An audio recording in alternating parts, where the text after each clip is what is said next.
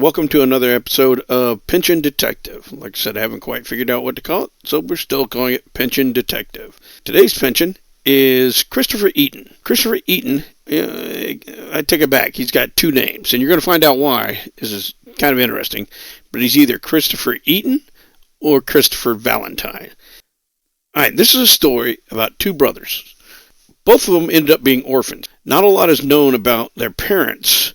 One of the brothers had been born in Pennsylvania right around 1756, and since that time he lived in North Carolina. He had been taken care of by his neighbor. The neighbor was a militia guy called Captain Gray Bynum. Now, the local judge, the magistrate, had bound the child to Captain Bynum so he could learn a skill and become a productive member of the country. You're looking at the 18th century where you didn't really have orphanages. If somebody was an orphan, you usually got indentured out to somebody that would take care of you and raise you so you would be a productive member of society. Either indentured or just basically you became their child and worked for them.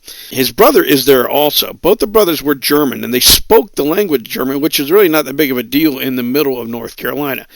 You got to figure because of the massive wave of Irish and Scottish that came down in the middle of the 18th century, and behind it the Germans, you had this huge population in the middle of North Carolina that either spoke German or Gaelic, and so it's a little bit of everything mixed in there. But both these kids spoke German. This kid, who doesn't have a name yet, the kid with Captain Bynum, he must have been treated really well. Because in the 18th century, you didn't really see fat people. This kid ended up being a fat kid. Now, he was so fat that other kids would bully and mock him and call him names. His playfellows would vex and plague him for being a glutton and gave him the name of Eater. So they just called him Eater. Because he spoke German accented English, it was easy pickings for the bullies. They called him names all the time. They would say he was a curse from the devil or he ate Christians, and that's why he was so fat. So they started giving him the name Christian Eater. Alright, flash forward, Revolutionary War erupts up north. When it first came out with the Revolutionary War, it really didn't make that big of a deal to the mountain community up in Surry County, North Carolina. But the war moved south less than a year later when the British tried to invade through Wilmington. Now, they tried to come in through Wilmington because there was a whole plan to get the Loyalists to rise up, and the Indians were also going to help. All that went to hell in a handbasket when the Loyalists moved early and fought the Battle of Moores Creek Bridge. Really wasn't much of a battle. It was more like one shot. This was stopped when the Patriot Army under Richard Questwell defeated the Loyalist Army trying to support the invasion at the Battle of Moores Creek Bridge. Now, the war continued to be fought in the Carolinas, and the British were defeated again when they tried to invade South Carolina. That was during the Battle of Fort Sullivan. They tried to get their foot in the door there and got defeated once more. After that, the war kind of stayed away from the South for almost 2 years.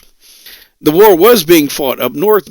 The North Carolina legislature was given the task of raising 10 regiments for the Continental Army under General George Washington. The orphan boy saw that this was his way to get out of Surry and away from all the mocking names and the harassment and the bullying. He's 21 years old now, so the orphan ran away from his master and joined the North Carolina Continentals in the company of Captain Joseph Phillips. Phillips is actually the recruiter, so he joins him. He was given most money he ever had in his life. It was a veritable fortune of $30 whole. Unfortunately, due to the war, the money was in Continental script, and it really didn't go that far. Now, when the orphan was taken before Major Joseph Winston, who's the Justice of the Peace, he was asked to sign his name on the enlistment papers. That's when he decided upon his name. Instead of Eater, he changed it to Eaton. He became Christopher Eaton, a play on the bullying's name of Christian Eater.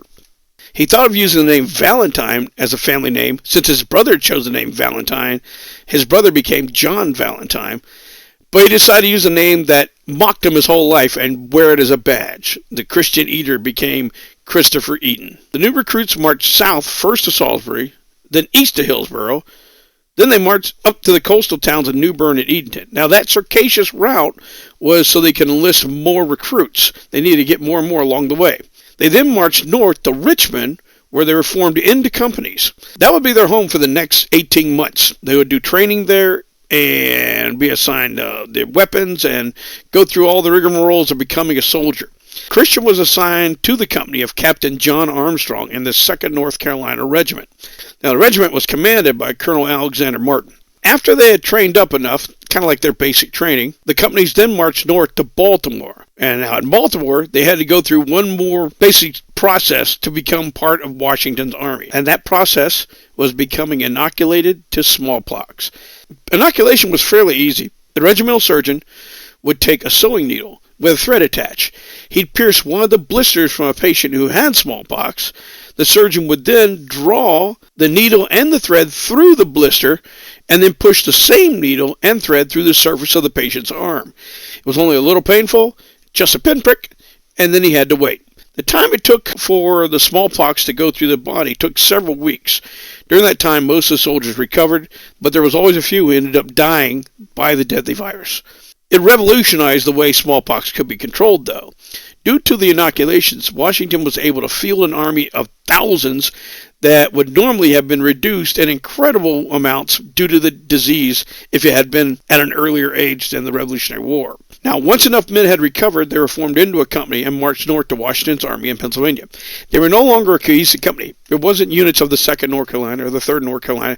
They were just, as soon as enough men got healthy, they shoved them into an ad hoc company and marched them north. Now, they had men from all the different regiments in that one company, and when they arrived at their destination up north, they would once again form into regiments or something that looked like them.